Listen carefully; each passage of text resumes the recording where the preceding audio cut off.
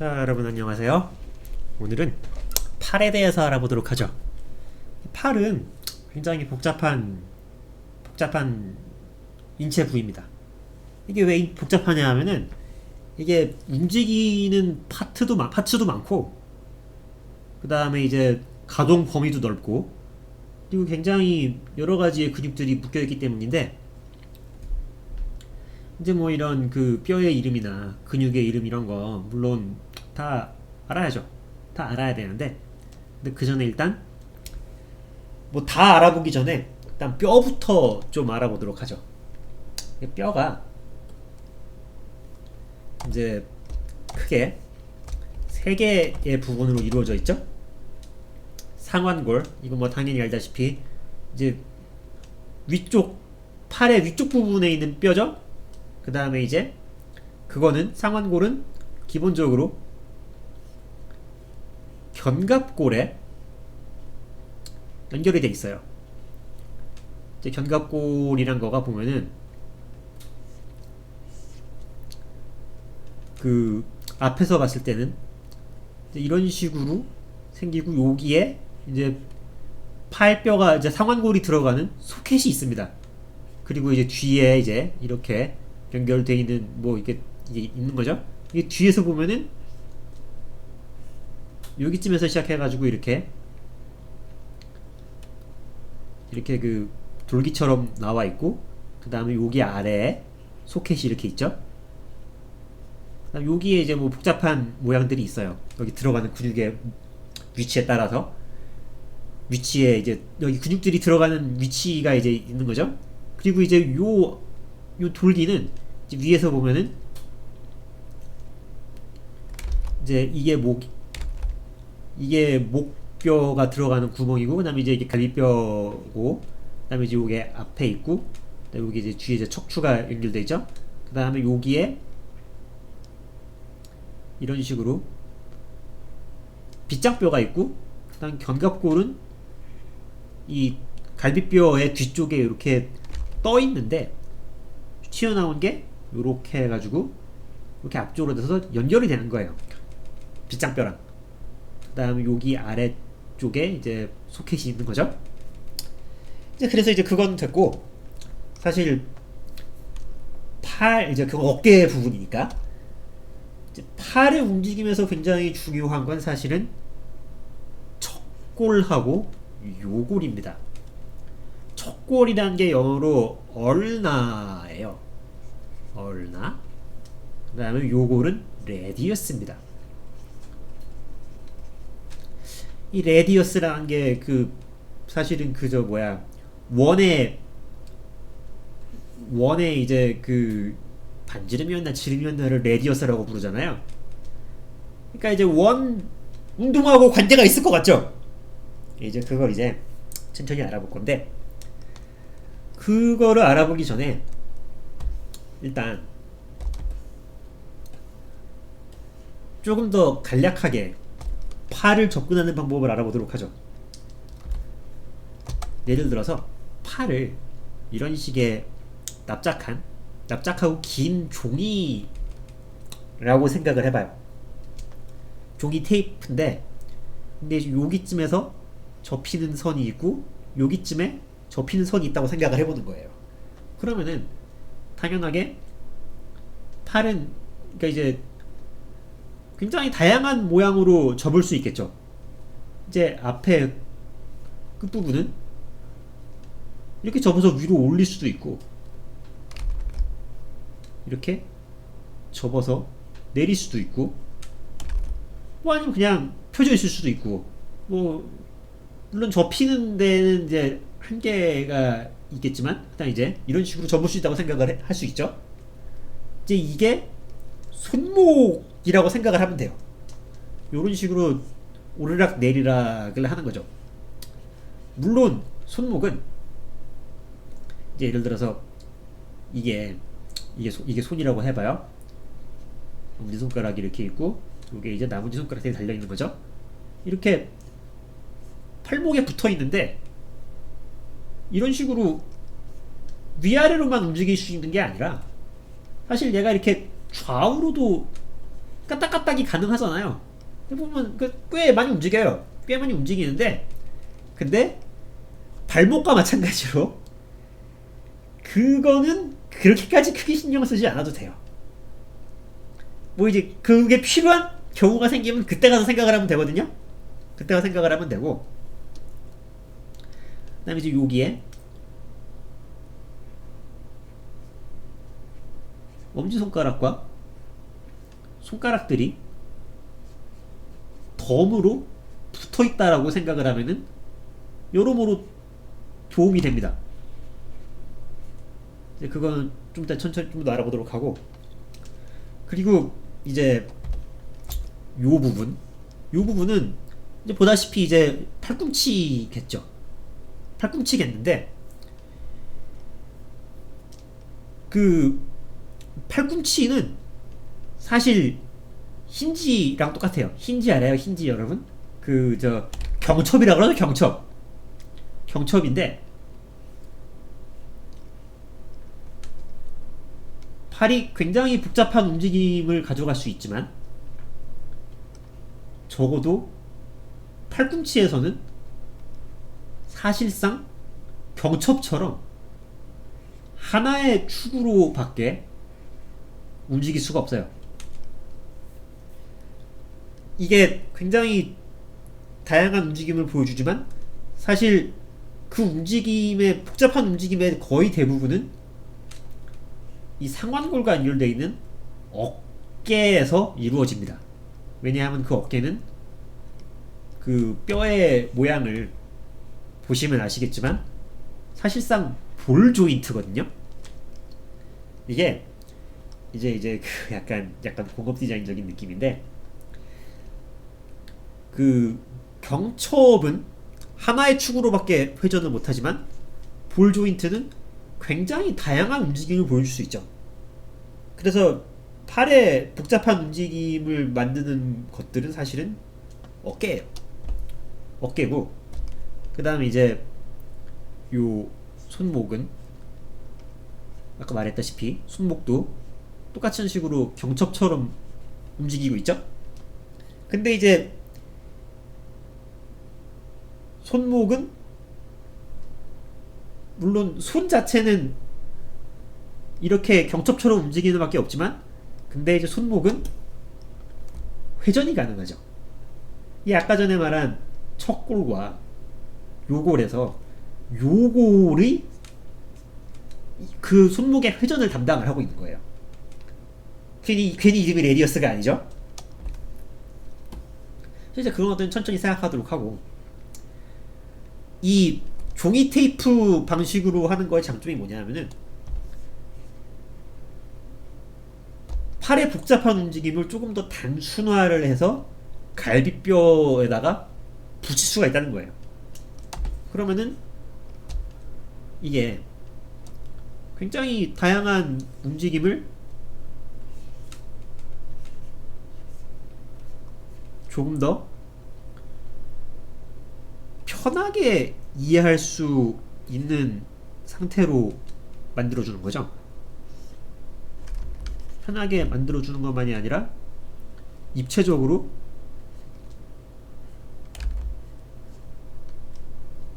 조금 더 무슨 일이 벌어지고 있는가에 대해서 간략화해서 생각을 해볼 수가 있는 거죠.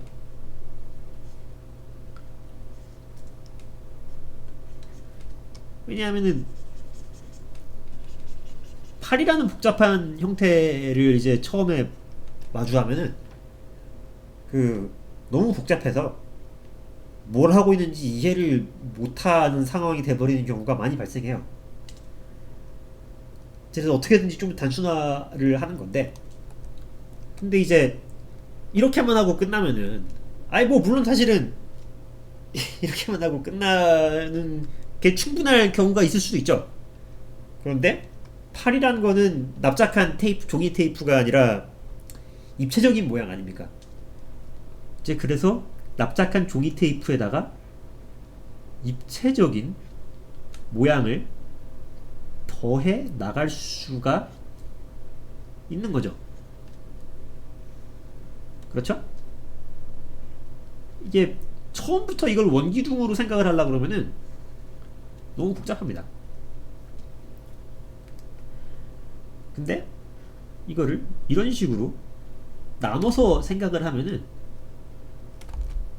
뭐 쉽다고 말은 안 할게요. 팔은 여전히 어려워요. 여전히 어려운데 조금 더 접근이 가능하다는 거죠.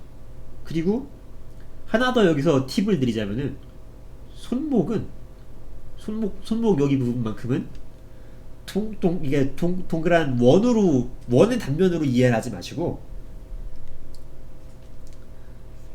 각진 상자 네모로 이해를 하면은 훨씬 편하거든요. 왜냐하면 손목은 손에 가서 연결이 되잖아요. 근데 손은 자신의 손을 보시면 알겠지만 상당히 납작한 모양입니다. 상당히 납작한 모양인데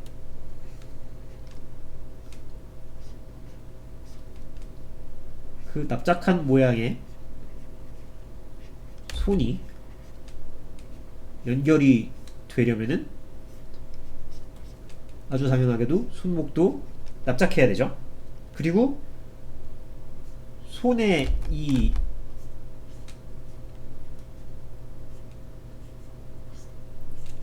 요 넓이하고 손목의 넓이는 동일하게 그리면 돼요. 이거를 막 생각을 하느라 막 여기 막 가늘게 하고 막 여기 막 뭐 이렇게 해서 뭐 어떤 종류의 스타일라이제이션 스타일을 추구할 수도 있죠. 추구할 수도 있는데 이제 그런 거 생각하지 마시고 손의 넓이와 손바닥의 넓이와 손목의 넓이는 같게 하면 된다. 근데 이제 여기서 생각을 좀 해야 될 게 그러면은 이 동그란 단면하고 네모난 단면을 연결을 해야 될 거 아니에요. 그거는 그냥 이런 식으로 연결을 하면 되는데 근데 보시다시피 각이 져 있다가 각이 앉은 형태로 연결이 돼서 가는 거잖아요. 그러면은 처음에 각진 형태에서는 조금 더 각이 뚜렷했다가 뒤로 갈수록 점점 더 소프트 엣지화가 진행되다가 어느 순간엔 더 이상 각이 없겠죠. 그래서 다시 한번 보여드리면은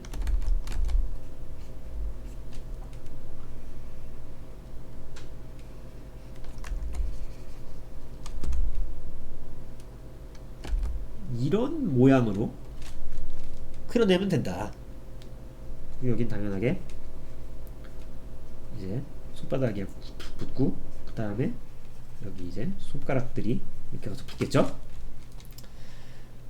그럼 이제 이 방법이 이런 식으로 단면으로 처리를 해서 생각하는 방법이 지금 물론 여기 팔꿈치 뭐 이런 거 지금 관절 이런 거를 설명 하나도 안 했어요. 이거가 예를 들어서 손을 여러분들이 맨날 물어보는 게 그거잖아요. 사람을 투시에다가 어떻게 집어넣을 거냐. 물론 이제 훌륭하신 분들은 이제 열심히 이제 정확한 투시를 이제 그래서 이제 뭐 하실 수도 있겠지만 근데 그거 할 때 되게 어려운 게 항상 앞으로 내밀고 있는 팔이죠.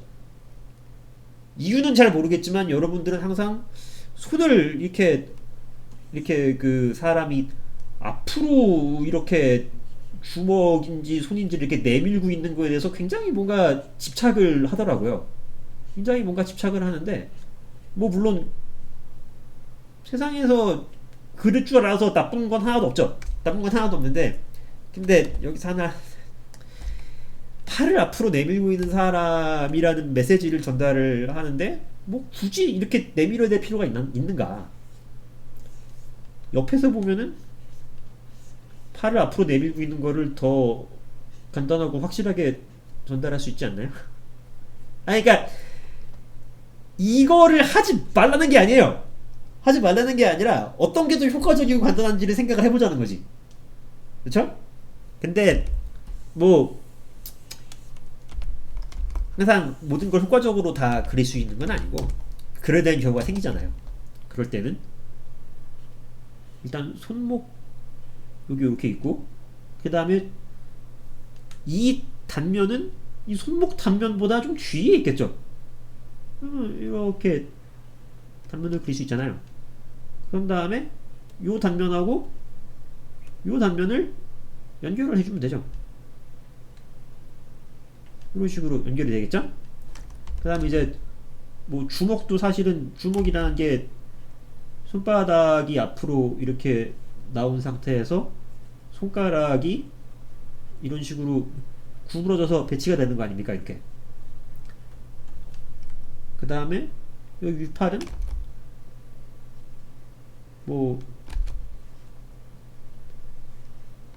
동그라미 동그라미 이렇게 하고 그다음에 이제 여기에 이제 삼각근이 붙겠고 이제 뭐 이제 이런 것들은 설명을 전혀 안 했지만 이런 식으로 그리면 되겠죠.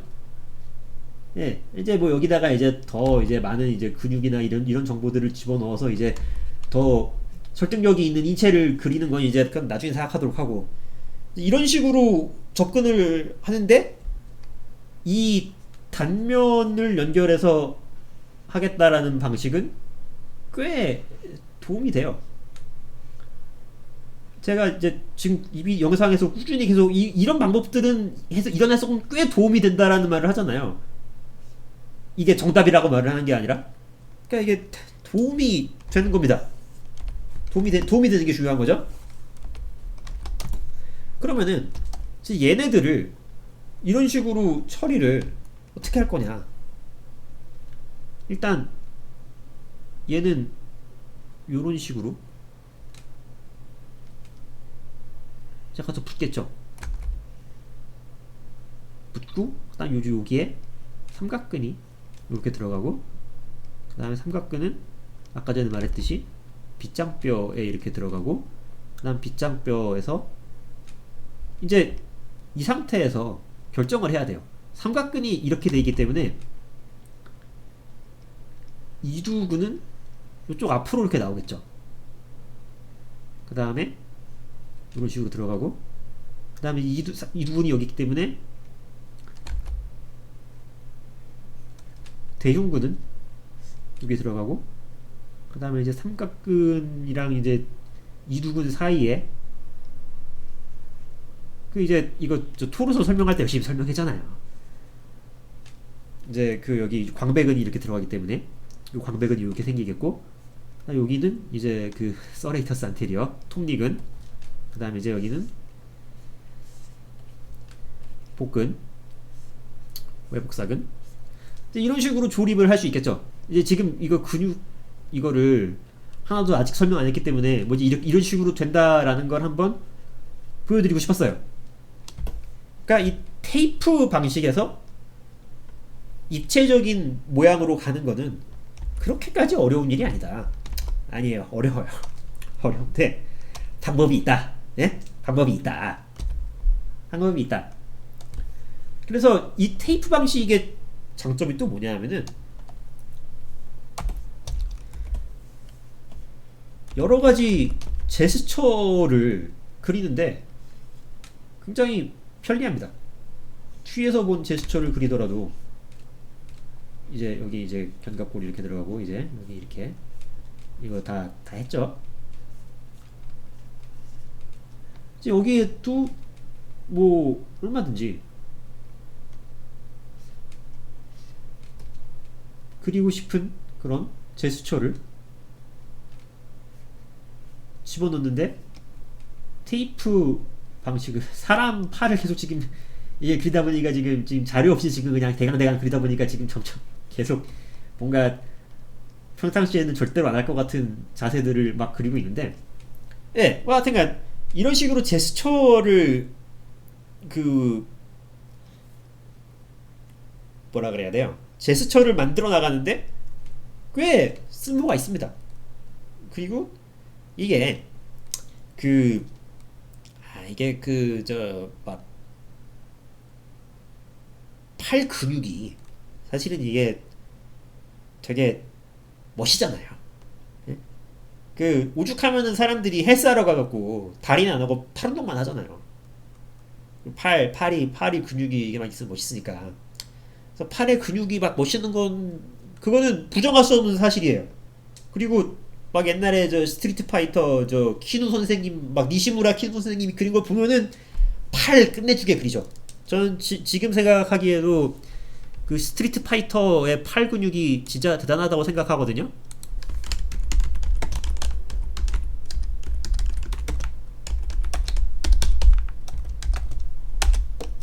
보자. 이런 거 보면은 야, 팔 근육 진짜 팔 근육은 정말 키노 선생님이 잘 그리는 것 같아요. 근데 이게 다 좋은데 근데 세상의 모든 캐릭터를 다 팔을 저렇게 근육질로 디자인을 할 거냐? 이건 아니잖아요. 그래서 사실 팔 근육을 그렇게 가지고 오바해서 그릴 일이 아니 뭐 물론 뭐 그런 캐릭터를 디자인을 계속 하시면은 생기겠지만 생각처럼 그렇게까지 많진 않습니다. 오히려 팔 근육보다 중요한 거는 팔의 움직임이 어떤 식으로 이루어지는가를 아는 게 더 중요하거든요. 그래서 이제 그거를 팔 근육의 팔의 움직임을 좀 생각을 해볼 건데 보시면 알겠지만 이거가 조지 브릿지먼이라고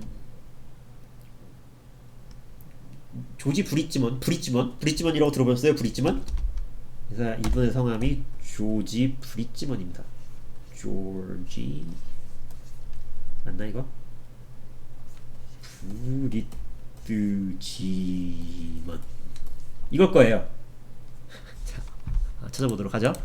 조지 브릿지먼.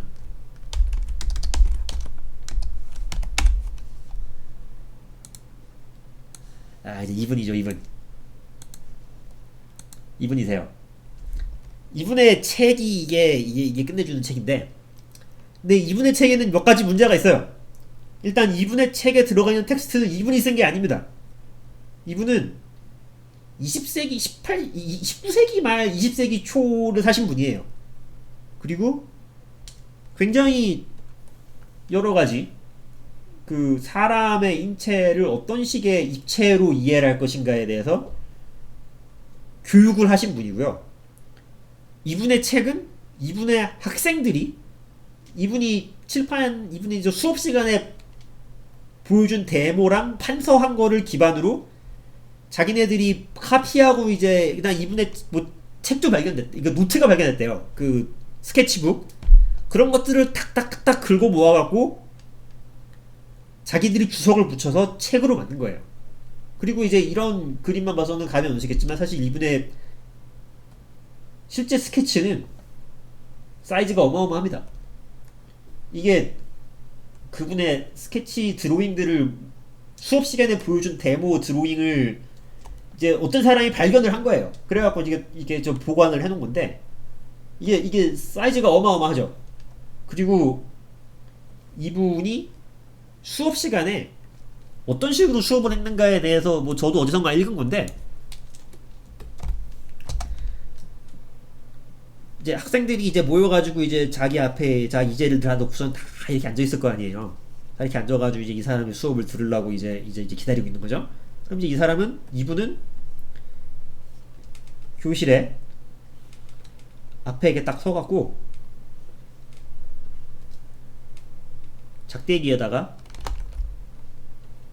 기다란 작대기에다가 목탄을 꽂고 그 다음에 이따시만한 종이를 붙여놓고서는 여기다가 이만하게 그림을 그리면서 데모를 하셨대요. 그게 그것들을 모아놓은 뭐 이제 판서랑 이런 것들을 모아놓은 책이 그 우리 모두가 하나씩 책꽂이에 꽂혀있는 브릿지먼의 책인 거죠. 그래서 이제 이분이 이런 식의 어떤 인체를 기계처럼 이해를 하는, 기계처럼 이렇게 완벽하게 움직이는 그런 힌지와 볼 조인트 뭐 이제 이런 것들로 이해를 하는 방법을 이제 창안을 하셨는데, 그도 그럴 것이 이분의 삶은 산업혁명기의 그런 어떤 그 피크를 사신 거죠. 그래서 자연스럽게 이제 이전까지는 이제 그 프랑스, 저분은 이제 프랑스에 유학을 다녀오신 분이라고 해요. 미국 사람인데 프랑스 아카데미 드로잉을 보면은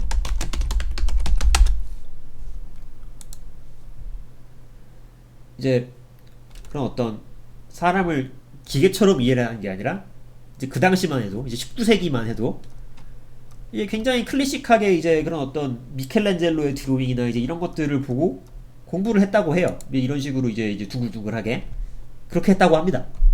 근데 이제 그분은 그거 자신이 배운 거 위에 그 산업혁명기의 그 기계화 시대를 살면서 자신의 그런 그 시대에 걸맞는 해석을 한 거죠. 그래서 잡설이 길었고, 이제 그분의 책을 보면은 이게 굉장히 유명한 드로잉이에요. 팔뼈의 움직임을 어떻게 이해할 것인가. 근데 이제 이것만 봐서는 이게 뭔지가 알기가 쉽지가 않은데, 그래서 그 아까 보셨다시피 척골, 이게 그 브릿지먼 선생님이 이제 브릿지먼 선생님 브릿지먼 씨가 이제 한 거죠. 브릿지먼님.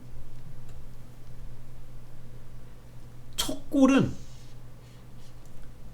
경첩 힌지로 상완골에 연결이 되어 있는 거예요.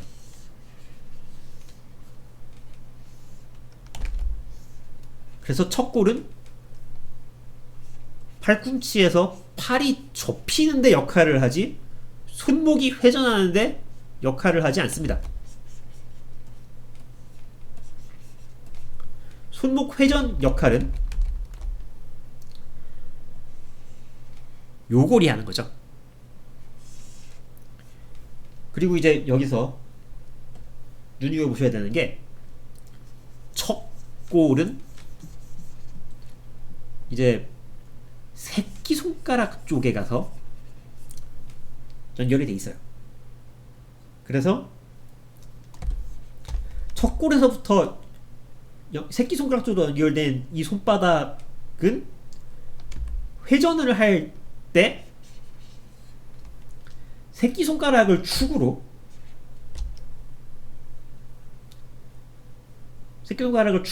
손바닥 전체가 회전을 하는 거죠.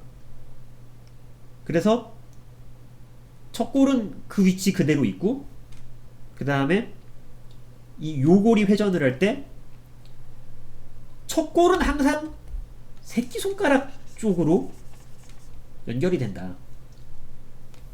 앞에서 봐도 그렇고 뒤에서 봐도 그렇고 옆에서 봐도 그렇습니다.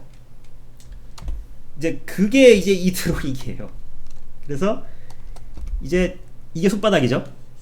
이게 손바닥인데 손등이 보이도록 회전을 하려면은 요골이 척골 위로 올라가서 이런 식으로 교차가 된다. 그리고 물론 그렇게 회전을 하는데, 근데 이제 그러면은 이게 손바닥이 180도로밖에 이렇게 앞이랑 뒤로밖에 회전을 못하는 거 아닙니까? 근데 지금 당장 손목을 돌려보시면 알겠지만, 손목을 돌리라는 거예요. 팔을 돌리면 안 돼요. 손목을 돌려야 돼요. 손목을 돌려보시면은 180도 아슬아슬하게 조금 더 회전을 할 수 있을 것 같기도 하지만 180도밖에 회전이 안 돼요. 근데 그 손목을 회전해 보시면은 사실 360, 이거 팔을 다 활용해가지고 손바닥을 뒤집어 보시면은 이게 팔 꺾이는 것처럼 이렇게 막 뒤집어 보면은, 막 억지로 팔을 돌려보시면은 이게 360도 회전하는 것 같은 느낌이 들거든요. 그렇게 되거든요. 이거처럼 하는 거 아니에요? 그 헌터 히소카처럼 저 비불제어 넘어서 우두둑 하면 이렇게 비틀 수 있잖아요. 이렇게 비트는 거는 손목이 돌아가는 게 아니라 상완골이 돌아가는 거예요. 상완골은 볼 조인트이기 때문에 그만큼의 회전의 자유도가 있습니다. 그래서 사실 팔은 정말 많은 파츠가 연동이 돼서 움직여요.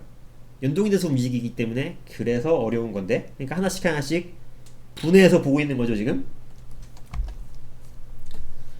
그래서 경첩처럼 팔을 이렇게 안으로 이렇게 안으로 접어 팔꿈치에서 이렇게 접어도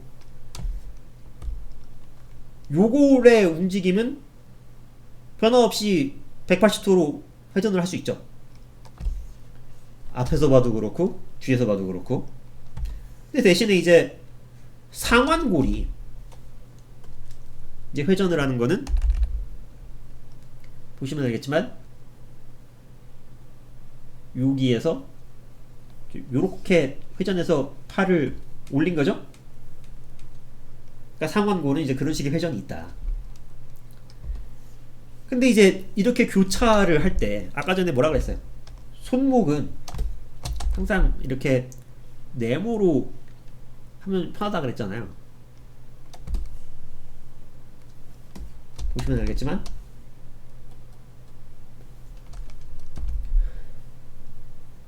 손목이 아무리 회전을 해도 이 네모난 모양이 유지가 되죠. 그리고 그 위에 그 앞에 이제 손이 이렇게 붙어 있어도 이제 그 움직임에 따라서 이렇게 회전을 할 수가 있는 거죠. 그리고 어떤 모양을 가더라도 변함없이 손목은 이 옆에서 봤을 때, 팔의 옆에서 봤을 때 손목은 이렇게 손바닥이 위아래로 까딱까딱 할 수 있게 움직일 수 있죠. 그러니까 이 상태에서는 이렇게 양옆으로 까딱까딱을 하겠죠? 이런 식으로. 그래서 만약에 이제 사람을 그리는데 사람을 그리다 보면 이제 막 어느 순간 막 헷갈릴 때가 와요. 이제 막 야, 이거 팔 이거가 이렇게 들어가서 뭐 이렇게 있는데 예를 들어서 내가 손바닥을 위로 향하고 있게 그리고 싶어요. 그러면은 첫 골은 사실 팔꿈치는 보시면 알겠지만 첫 골 뒤에 가서 이렇게 붙어있는 돌기가 팔꿈치거든요. 그럼 팔꿈치를 이렇게 만약에 그렸으면은 팔꿈치에서부터 뼈는 어디로 가야 되는가? 그때 첫 골은 뭐라 그랬어요? 첫 골은 무조건 새끼손가락 쪽으로 간다 그랬죠. 새끼손가락은 여기 있으니까 요렇게 팔의 귀를 돌아서 이쪽으로 가겠죠. 그 다음에 만약에 그러면은 같은 자세에서 내가 이쪽으로 손등이 보이게 이렇게 그리고 싶어요. 손을. 그러면은 여전히 팔꿈치에서부터 새끼손가락으로 첫 골은 나가기 때문에 팔꿈치랑 이렇게 연결되는 뼈가 보이겠죠? 그 다음에 이제 그 뼈를 기준으로 해가지고 이제 거기서부터 이제 근육들을 뭐 상완 묘골근이니 뭐 이제 이런 것들을 붙여나갈 수가 있는 거죠. 근데 그럼 이제 그거를 기준으로 생각을 할 때 상완골이 이렇게 상완골에서 이렇게 팔을 회전시킬 수가 있지만 이게 팔을 그 상완골을 회전시키려고 해보면은 그게 그렇게 편한 자세가 아니에요. 사람이 제일 편안한 자세로 팔을 내리고 있을 때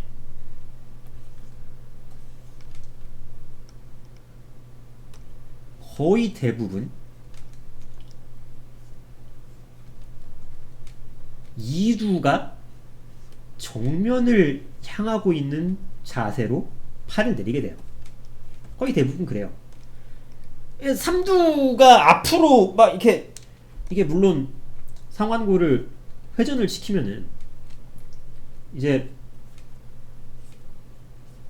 이두가 이렇게 옆으로 가고 삼두가 옆으로 약간 이렇게 나오는 그런 자세까지는 상완을 회전시킬 수가 있는데, 근데 편안하게 있을 때는 이두가 앞으로 나옵니다. 그리고 이두가 앞을 본 상태에서 이 손목의 회전과 관계없이 팔꿈치는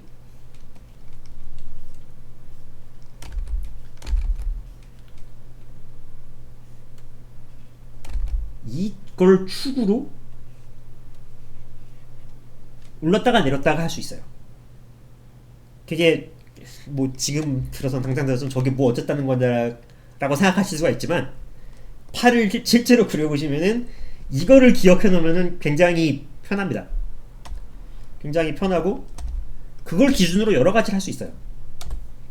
그리고 이제 여기서는 이제 상완골을 이런 식으로 납작한 판때기로 표현을 해놨지만, 사실 상완골은 뼈니까 당연히 이런 식으로 돼 있고, 그 다음에 여기에 이런 식으로 동그란 원통 모양으로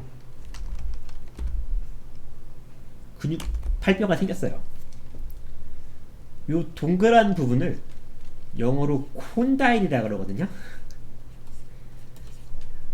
한국말로 보면 용어가 있을 텐데 난 왜 이거, 그러니까 말했듯이 어떤 거는 한국말이 생각나고 어떤 건 영어가 생각나요. 근데 얘는 하여튼 콘다일입니다.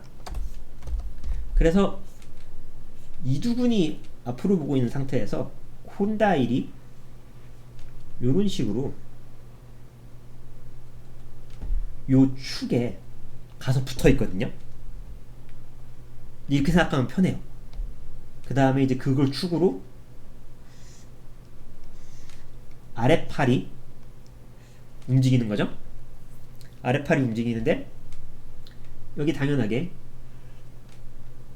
앞쪽으로 붙어 있는 요 구조물은 당연히 이두근이겠죠. 그리고 이쪽에 붙어 있는 뒤쪽은 삼두근이 붙어 있어요. 그리고 예를 들어서 여기서 일단 이거를 이쪽에 갈비뼈가 있는 거예요. 이쪽에 사람 몸이 이쪽에 있는 겁니다. 그러니까 지금 내가 오른팔을 그리고 있는 거예요. 손바닥이 위로 보이는 상태로 손이 들어가 있다. 그러면은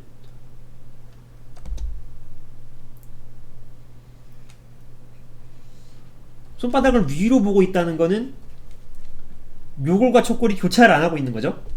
척골이 이쪽에 새끼손가락 쪽에 연결이 되고 요골은 이쪽에 있겠죠. 그쵸? 그러면 단 여기에는 이렇게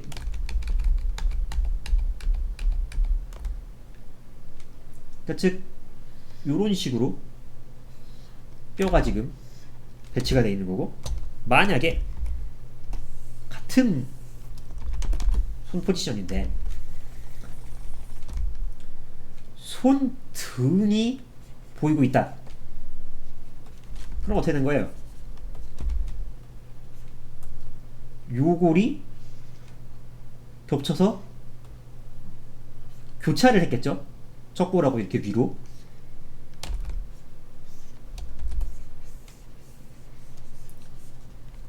그럼 이 상태에서 얘를 입체화를 하려면은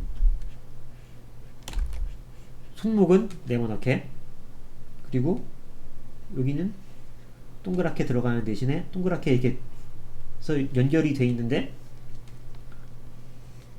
이렇게 교차가 돼가지고 이렇게 근육이 이런 식으로 들어가거든요. 걔가 상완 요골근입니다. 예요, 예. 예. 상완 요골근. 그리고 요 부분이 굉장히 이제 이제 상완 요골근을 기준으로 다른 것들을 갖다가 붙여나가면 되는데, 이제 얘도 마찬가지 일을 할 수 있죠. 이렇게 들어가고, 이렇게 들어가고, 이렇게 들어가는. 그러니까 이거를 생각을 해나가면서 이제 팔을 하나씩 이제 조립을 하는 건데, 근데 그 예시는 이쪽에서 조금 더 나중에 근육을 설명할 때 설명을 할게요.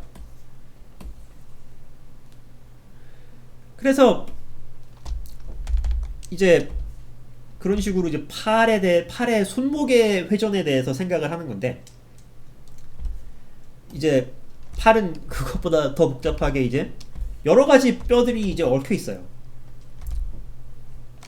예를 들어서 지금 이거 손바닥을 위로 하고 있는 왼팔, 가장 이제 기본적인 형태인 거죠, 이게. 이 상태에서 팔을 내리고 있을 때는 견갑골하고 쇄골이 아래로 내려와 있죠. 아래로 내려와 있는데, 이제 팔을 일정 이상 올리기 시작하면은 이 쇄골하고 견갑골이 연동을 해서 같이 올라갑니다. 그러니까 이제 이게 그 흔히 생각하는 팔을 이렇게 만세하고 있을 때 쇄골이 V자 모양으로 이렇게 올라가는 거죠. 그 다음에 그거에 맞춰갖고 당연한 말이지만 대흉근도 따라서 올라가고,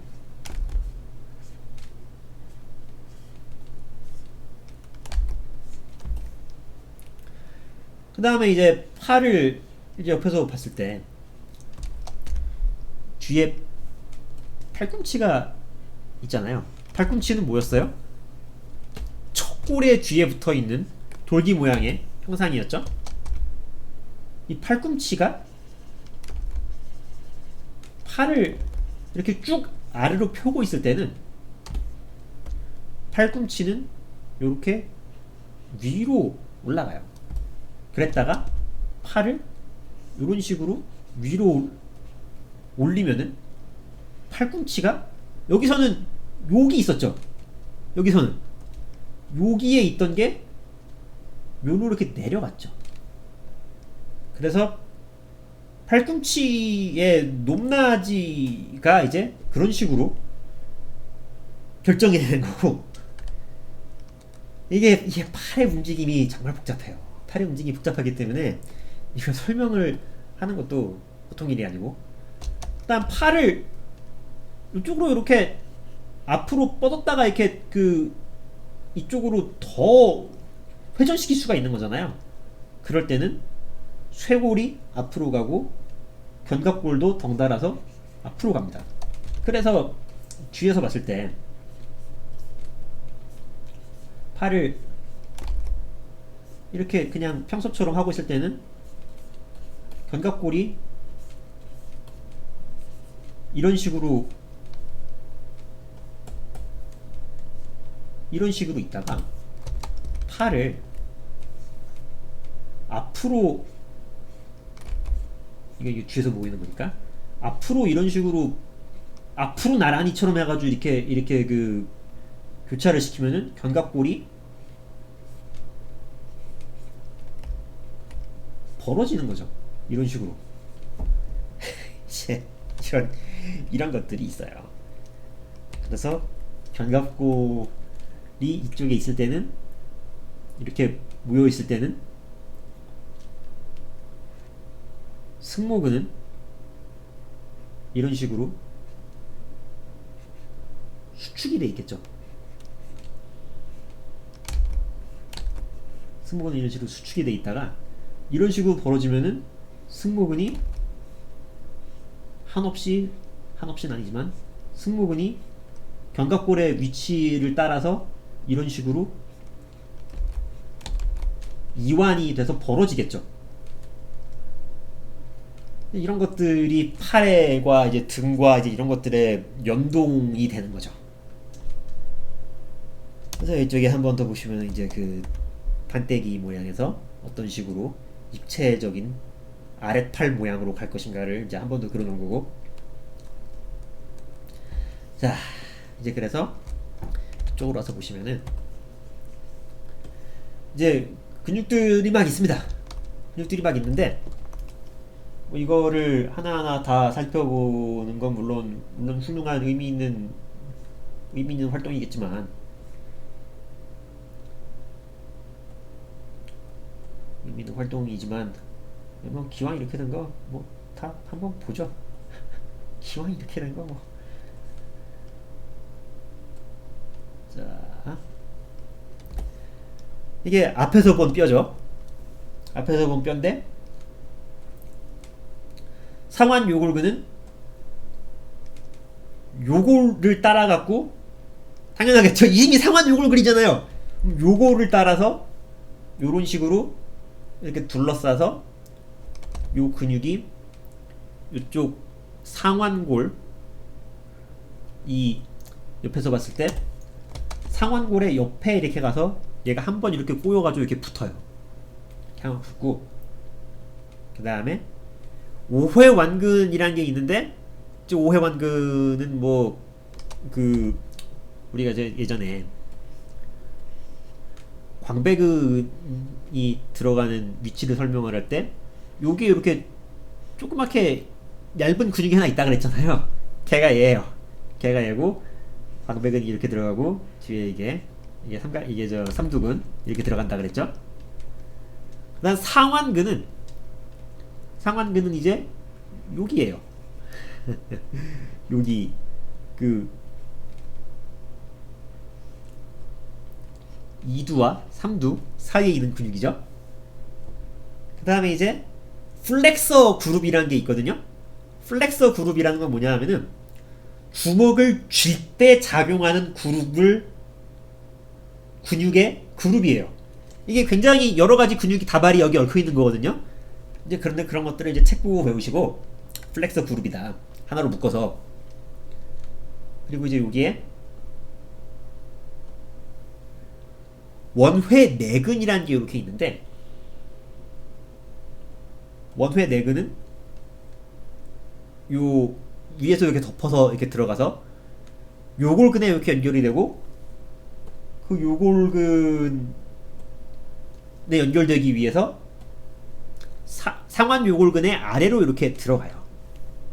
그래서 이게 그런 모양의 근육이 있고 그 다음에 이제 그 위에 당연히 이두근이 있죠. 얘는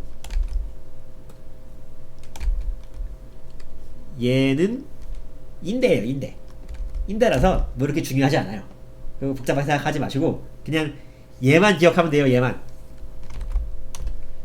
그 다음에 그 위에 삼각근이 이렇게 붙어있죠.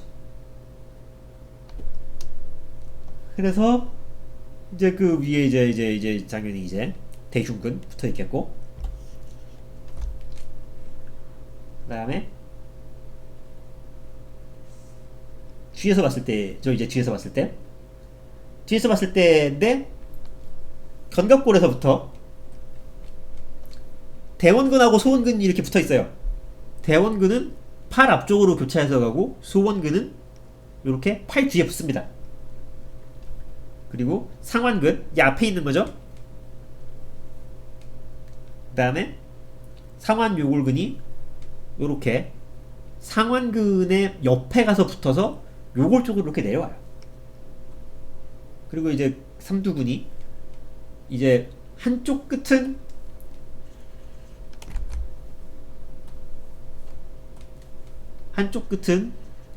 견갑골에 가서 견갑골과 이제 그 견갑골에 가서 붙어 있고 한쪽 끝은 상완골에 가서 붙습니다.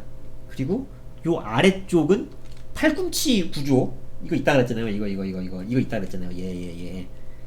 그 척골에 뒤에서 붙어 있다 그랬잖아요. 그 척골에 가서 팔꿈치에 가서 이렇게 붙는 거죠. 그 다음에 극하근이 이렇게 소원근을 살짝 덮으면서 저기 저 상완골에 가서 붙고, 그 다음 팔꿈치근이 척골에서 시작해서 이런 식으로 세모난 모양으로 이렇게 생깁니다. 익스텐서 그룹이란 거 이제 뭐냐면은 플렉서는 주먹을 줄 때 쓰는 근육이었잖아요. 익스텐서는 주먹을 펼 때 쓰는 근육이에요. 그 다음에 이제 플렉서 그룹이 여기 뒤에 살짝 보이고, 그 다음에 이제 나머지는 이제 옆에서 봤을 때 이제 이건 바깥쪽 옆에서 봤을 때고, 그 다음에 이제 얘는 안쪽 옆에서 봤을 때죠. 근육은 다 똑같은 근육이에요. 이 색깔이랑 똑같은 거니까. 그래서 이거를 왜 이렇게 살펴봤냐? 이거를 이렇게 단순화하기 위해서예요. 단순화하기 위해서인데,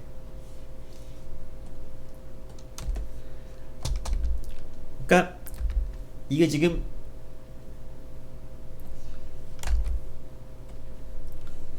이렇게 생긴 사람 모양이 이렇게 있을 때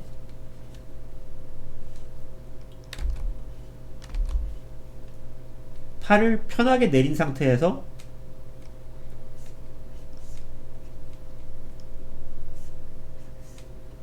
손바닥을 앞으로 향하고 있는 상태다. 그러면은 당연하게 여기는 이두가 생기겠죠. 그리고 이쪽은 요런 식으로 해서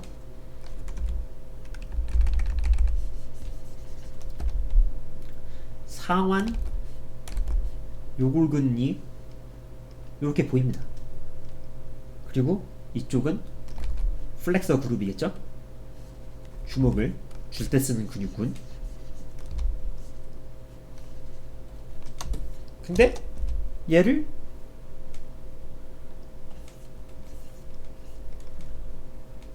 손목을 회전해서 손등이 보이는 상태로 그려야 된다. 그러면은 상완 요골근이 엄지손가락 쪽으로 가서 연결이 되면서 상완 요골근 바로 옆에는 익스텐서 그룹이 있었죠. 익스텐서 그룹이 이렇게 나오게 되는 겁니다. 그리고 플렉서 그룹은 상완 요골근에 덮이면서 이런 식으로 부분적으로 보이게 돼요. 그게 지금 이게 여기에 지금 그려져 있는 거죠. 그럼 이제 사람을 이제 뒤에서 봤을 땐 어떠냐?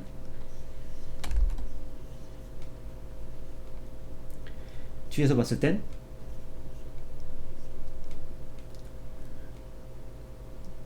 아무것도 안 하고 그냥 있는 상태면은 이쪽 뒤엔 당연하게 삼두근이 이렇게 나오겠죠. 삼두근은 팔꿈치에 가서 붙어 있을 테고, 그 다음에 팔은 앞에서 봤을 때 손바닥이 보이려면 뒤에서 봤을 때는 손등이 보여야죠. 그렇죠? 그러면은 여기에 상완 요골근은 엄지손가락 쪽으로 나가고, 플렉서 그룹이 익스텐서 그룹, 주먹을 펼 때 쓰는 근육은 이렇게 손등하고 연결해서 팔등에 이렇게 가서 붙어 있는 거죠. 그 다음에 플렉서 그룹이 조금 보이겠죠, 이렇게. 근데 얘도 마찬가지로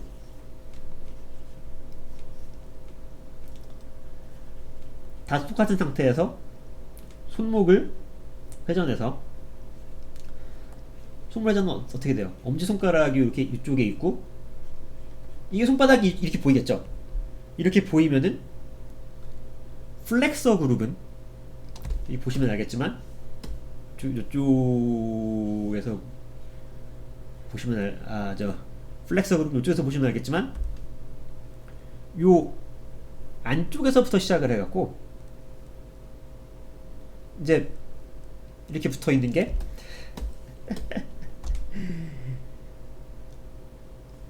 엄지손가락 쪽으로 이렇게 나가겠죠. 그러니까 사실은 이게 손바닥이라는 그 아래쪽 팔의 안쪽 부분이니까 플렉서 그룹이 굉장히 많이 보이겠죠.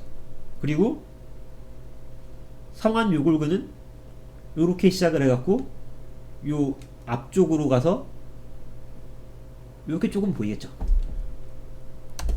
그래서 요게 성완 요골근, 그 다음에 요게 플렉서, 그리고 요게 삼두, 그 다음에 얘는 플렉서 그룹이 이렇게 좀 있고 익스텐서 그룹은 여기 있고 상완 요골근, 그 다음에 여기는 상완 요골근이 앞에서 본 거니까 상완 요골근이 여기 있고 플렉서 그룹, 익스텐서 그룹, 그 다음에 플렉서 그룹,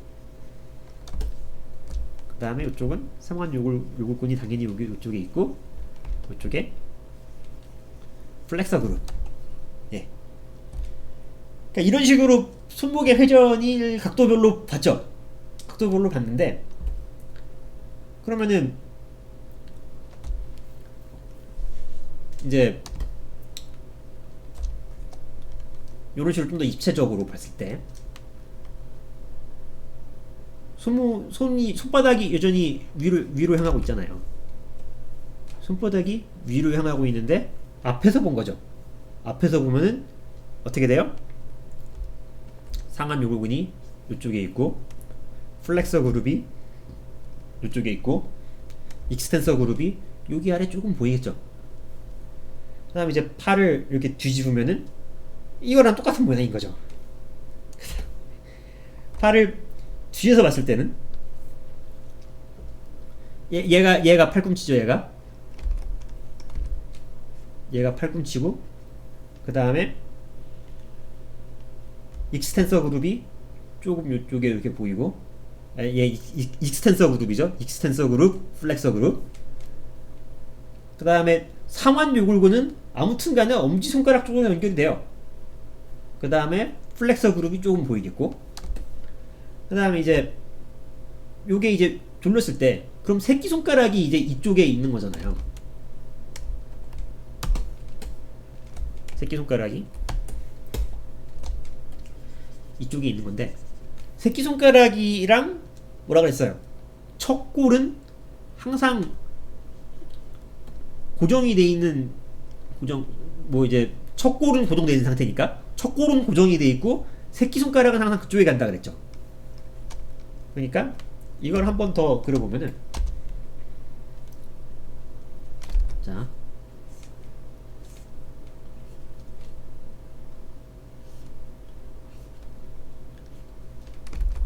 일단 이런 종이 테이프처럼 모양을 생각할 때 이제 엄지손가락이 있죠, 새끼손가락이 있죠.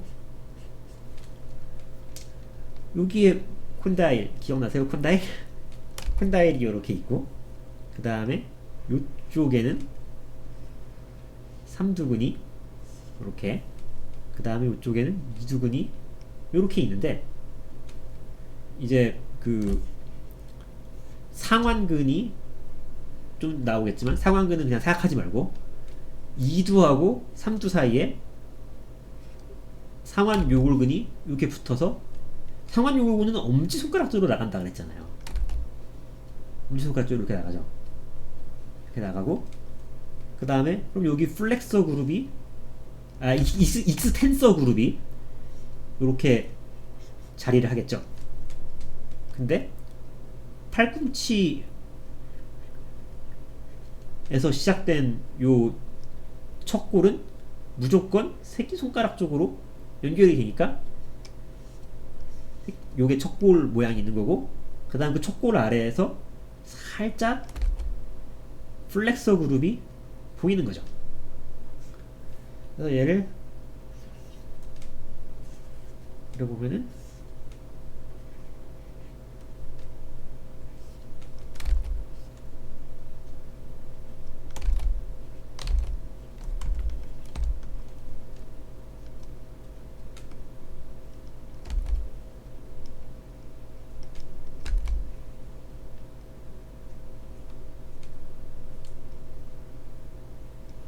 새끼손가락 요런 모양으로 도식화를 해서 그릴 수가 있겠죠. 물론 이제 여러분 그림 저보다 사람 저보다 제가 항상 하는 얘기지만 사람을 저보다 잘 그려야 돼요. 저는 캐릭터 디자이너가 아니죠. 저는 그냥 여러가지 그냥 생존 서바이벌을 위해서 공부한 거예요. 그래서 그게 이제 그 팔을 그리는 어떤 일종의 방법론인데, 근데 앞에서도 말했지만 팔 근육 그 스트리트 파이터처럼 그리는 거 다 좋은데 너무 팔 근육에 매몰되지 마시고, 팔이라는 거는 그냥 이게 머리가 이렇게 있고 갈비뼈가 이렇게 있으면은 이제 처음엔 토르소를 그리는 거죠. 제가 토르소부터 설명하는 데는 이유가 있어요. 토르소를 먼저 그리는 거거든. 그 다음에 거기다가 이렇게 팔은 그 움직임을 생각을 하면서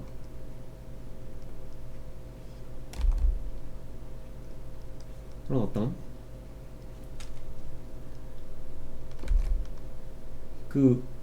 어떤 게 어떤 식으로, 어떤 관절이 어떤 식으로 작동을 하고, 예를 들어서 여기 엄지손가락이 이쪽에 있으니까 그러면은 지금 이 상태는 요 골이 첫 골과 교차를 하고 있는 상태인 거잖아요. 그래서 그런 식으로 생각을 해서 구축을 하는 게 뭐 여러 가지고, 사실 이거 이상도 팔을 그릴 일이 그렇게 뭐 많진 않을 거예요. 많진 않기 때문에 팔의 구조가 어떤 식인지를 여기서 그냥 저한테 한번 이렇게 들어봤자, 이거 뭐 팔 뭐 그리다 보면 다 외워지겠지만 지금은 뭐 별로 감이 안 올 텐데,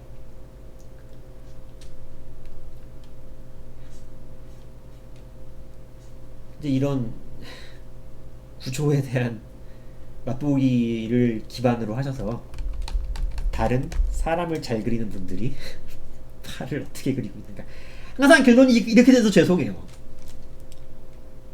열심히 보신 분들한테 죄송한데, 이거를 기준으로 해서 다른 그림 잘 그리신 분들이 어떤 식으로 팔을 처리하고 있는가를 보면서 이런 것들을 떠올리시면 좋겠다.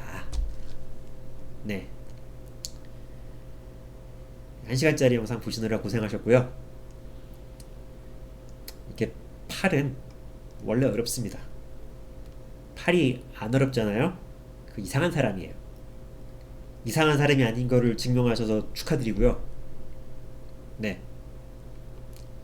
힘내시고 다음에 또 만날 수 있으면 좋겠네요. 안녕.